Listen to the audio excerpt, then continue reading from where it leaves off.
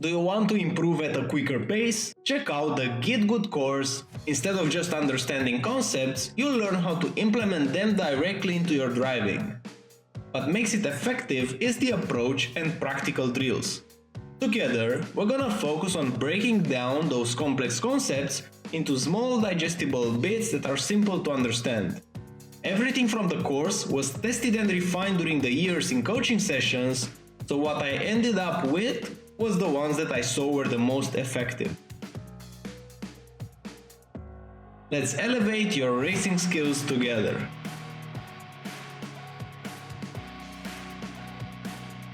Now for the track guide. Before starting, if you like this video, if you learned something out of it, feel free to give it a like or subscribe, since this is a free way to support the channel. Now going into the track guide itself, turn 1 you really have to hit the apex. So what I'm doing, I'm opening up by putting the left tire on this curb, and at the beginning on the exit road on the left side, I'm applying the brakes and I'm turning more and more while still trail braking. Be mindful that you don't want to spike the brakes, instead you want to brake and hold, still holding, still trailing up until you get and hit the green curb. If you're gonna hit it too much, you'll get the off track, but if you will hit it right, meaning having the right tire not on the grass but a bit on the left side on the green, that you will have this exit out of this, which is gonna be very good, because this sequence of corners you really want to prepare the next one we're gonna brake. So in this ones, in those high speeds, we want to minimize the steering wheel angle that we're gonna put. So if our exit was not gonna be wide, meaning if we're not gonna be with the car positioned all the way to the left side to the curb, then we will use less steering angle around here. And I highly encourage to cut around the grass near the orange anti-curbs around here, since this is again going to make your steering radius a bit smaller. Now going into the braking zone, you might have to lift before it, so notice this throttle lift. I'm doing in such a way so that I will make my braking a bit comfortable here, because I'm already braking diagonally towards the corner. If you will overheat the front tires in the previous high-speed corners, the braking zone will be much harder. So first of all, I'm braking close to the 100, so right now at the 100 I want to apply the brakes. In this lap I braked a bit too late, so I'm braking after the 100, but braking at the 100 will be the sweet spot. You really want to downshift as quickly as you can and to go diagonally towards the white line, and while turning right now, still trail braking, you want to get as close as you can to this red sausage curve without touching it, putting the throttle back, and I would not recommend going all the way to the left side like I'm doing here. The reason why I arrived at this point is because I braked a bit too late. This is a lap that can easily be improved by half a second, so I didn't have enough time to go another lap, but I will point out of the mistakes, this was one of them. Now moving the car as much as I can to the right side, the braking point is the moment that this pillar will cover the corner. So right now, as you notice, at this point in time, I'm able to see the curb on the left side. Whenever the pillar will be blocking the curb, that's where I'm applying the brake. This is a very good reference braking point for me. Now applying the brakes and downshifting to first gear, again, you really want to be as close as you can to the red sausage curve without touching it, putting the throttle immediately, and on exit you want to be close to the dirt. So you will mount this curve with the right tires very close to the dirt. Now putting the power down, and here super important to cut as much as you can, otherwise you will have to do a lift or the car will slide too much, because you will compensate the fact that you didn't cut enough by adding a bit more steering angle, and this is not gonna help.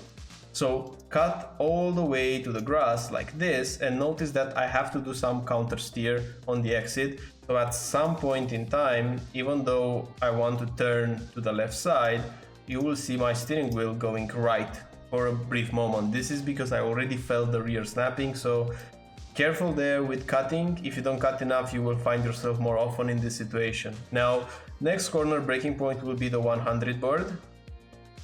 Just one moment. So 100 board will be the braking point. At this point in time, I'm braking, and I really want to brake almost diagonally towards the corner. So I'm braking in a straight line just for a brief moment, and then I'm turning more and more into the corner. And the highlight is we're being in third gear, we're still trail braking, so a long trail braking. If you find yourself braking and then going back on throttle and then braking again, you're braking way too hard or way too early initially.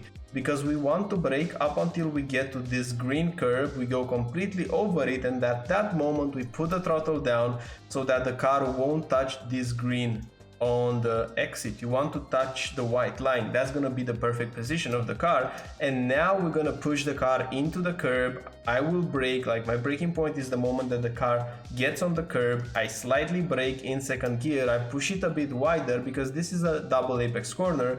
The first apex was the one that I just showed. And now while trail braking, I'm going to apex at the last orange anti-curb. So I want to cut it like this, to put my tire on it, to modulate the throttle and upshift to third so that we can relax a bit the rear tires, which are working overtime into that corner. Now, first high speed corner so far, I'm positioning the car so that I'm touching with the left tire the grass.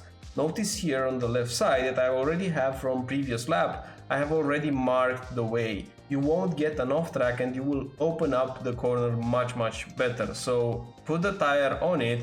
And I'm looking at now at the 50 and the corner. It's very hard to find the braking point, but I just judge distance. This is roughly the distance where I'm applying the brakes.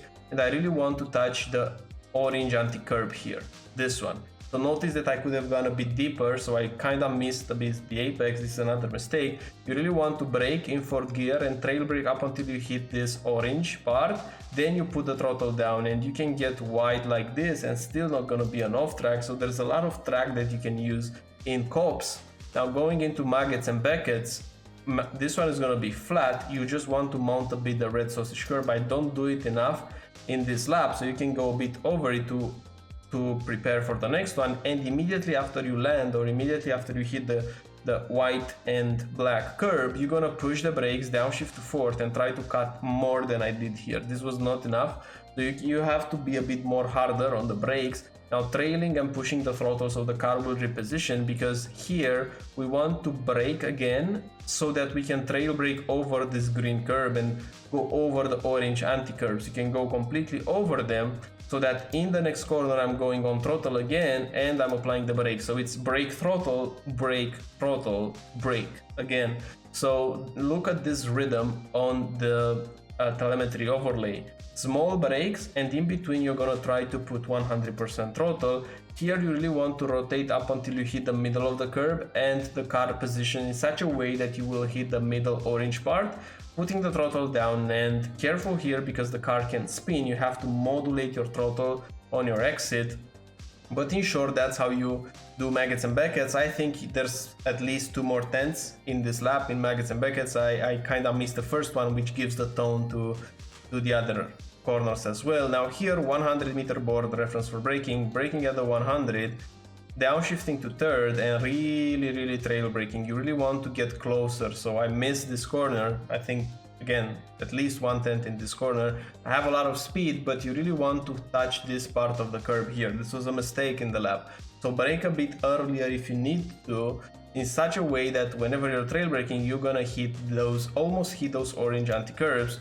And on exit, I do the right thing and use this curb, and make sure you're going straight at this point. You don't want to force the car on the right sides, because you will scrub more speed. Just keep the car straight up until this point, like I'm doing right now, and then move it. Because for the next corner, the braking point will gonna be the 100. Slightly before the 100, I'm applying the brakes and I'm downshifting as quickly as I can. I'm going into first gear before turning into the corner. If you're gonna do it at the same time, the rear can snap. So be efficient under initial straight line braking, cutting close to the red sausage curb. Same here, I'm looking at the red sausage curb. I want to put the tire almost kissing it, putting the throttle back again, upshifting to third at this point, even though it's a bit earlier, so that I can stabilize the rears a bit more, and going closer to the last sausage curb while doing a lift, because the car will feel very sketchy. But in short, that's a track guide with a Porsche Cup around Silverstone. I hope you like it, I hope you enjoy it, I hope you learned something. I know it's not a perfect lap, but I think we can learn more from the mistakes in this way. Either way, if you want to accelerate the progress, if you want to learn at a quicker pace, feel free to check out the GitGud Racing course, it's in the video description, and I'm looking forward to see you in more videos. Bye bye.